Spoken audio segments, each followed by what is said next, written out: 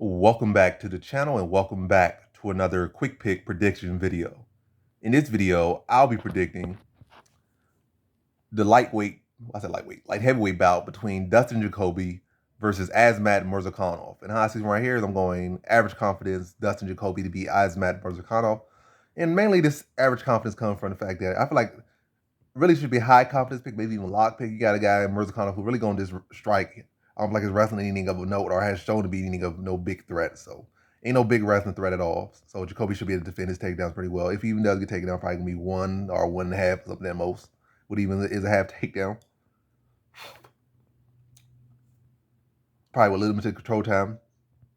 And if anything, it's probably a case where he gets a takedown but can't hold it down and it's just a waste of energy. Probably some points might eke a round out with that.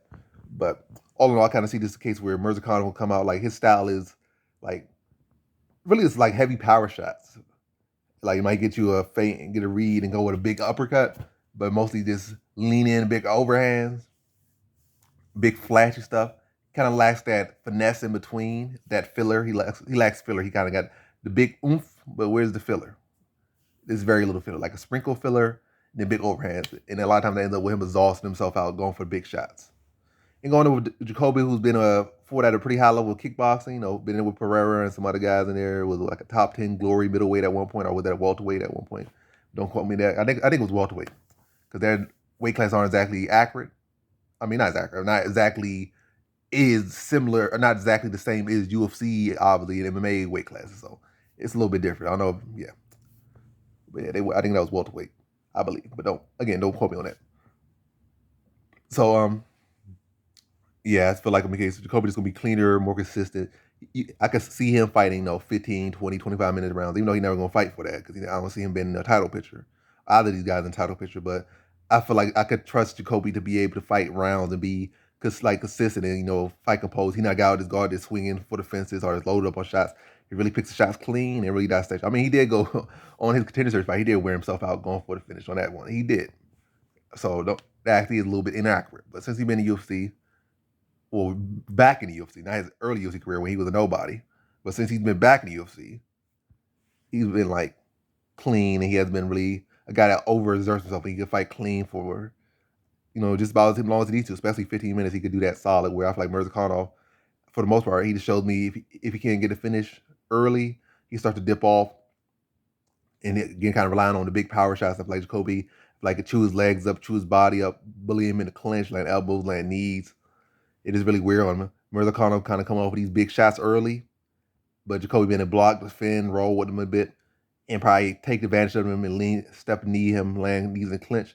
Not even the case we're gonna be a weird effect. Murzakanov probably come on early hard, maybe doing overhands, and it's probably Jacoby not really been as active, like I said, respecting the power, but respecting this kind of just going for the little chewing up shots and the digging shots. Whereas Murzakanov going for the big Hail Mary shots, and the judges may be saying, well, he do big power, even though it didn't land. It hit the guard, hit this, hit that. He should have won the round. That's how some judges doing. Like, it's not boxing. They be giving points to tough in rounds to people just for throwing power shots and not even landing, just for throwing them.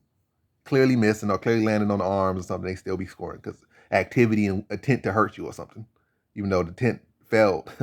So and also, again, that probably would have first initial takedown, or that one takedown might occur in the first round, and then like I said, it's off that aggression. They'll give that round to him potentially. I would say he gets shuts out and stopped in the third round. But I'm gonna say, hey, that's kind of, I think, best chances maybe the first or second round. I'm gonna say first round to get around. But ultimately, I just feel a guy that's gonna fade off, and Jacoby's gonna be more tactical, more economical. And then going to the third round, you're gonna have a tired Murzakanov been getting chewed up the whole fight. And then like he'll be tired, mouth breathing, probably trying to do that little weak feint he throws to get you to what they call rhythm step or something, and then catch him with overhand. That's like little weak, low stuff he got in his arsenal. And then but yeah, Jacoby like I seen this, so it's still weak. Looks over there, probably kick him in the face for doing that little weak stuff he throw. And then just continue to press, see the feint, not buy into it, and then probably blast his leg, inside leg kick, and start walking him. Inside leg kick, inside step, plumb, knee him in the body, knee him with the other knee, elbow, and start to wear him down and start dropping uppercuts on him in the clinch.